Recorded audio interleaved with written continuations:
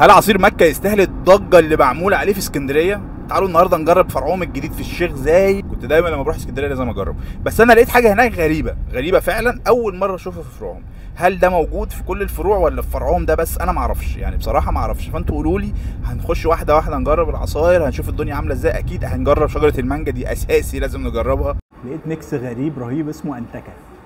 عباره عن ايه بقى؟ ميلك شيك بلح وبندق وبس. قرب كده مصور. بلح وبندق على بعض اساسا ده حوار صدق. لقيت عندهم حاجه جديده، يعني اول مره اعرف ان هم بيعملوها. دي كان المفروض بوبا باشن فروت ومانجا. لا لذيذ موضوع الكان ده.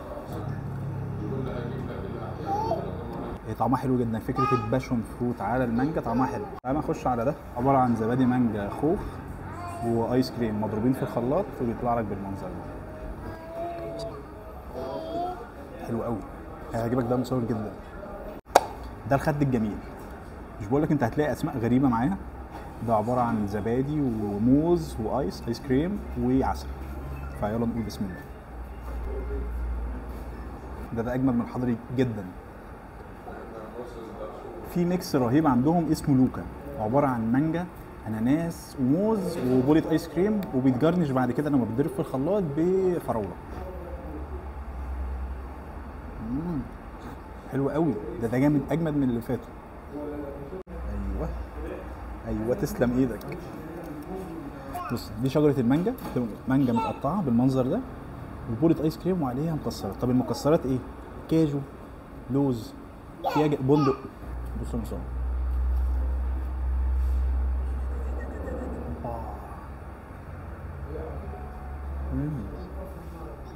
ده جامده قوي.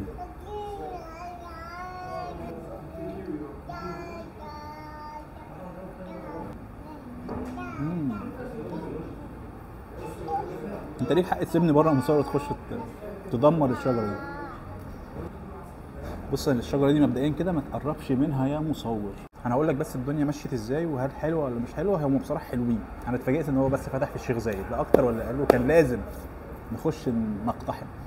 ليك في البيزك خالص من غير افتكاسات ولا اختراعات ولا ميكسات. دوس يا معلم، دوس يعني دوس وانت مطمن. حاجات حلوه، حاجات فريش، ما فيهاش سكر كتير، يعني هو بيظبط لك الدنيا بحيث ان انت ما تجزعش من كتر السكر اللي محطوط في العصير. ليك في الميكسات. الخد الجميل جامد جامد جامد جامد، ولوكا الحضري يعني عادي يعدي، بس دول جمدان. الكان بقى الجديده اللي هم عاملينها دي حلوه قوي قوي. لو انت مثلا تيك اواي ولا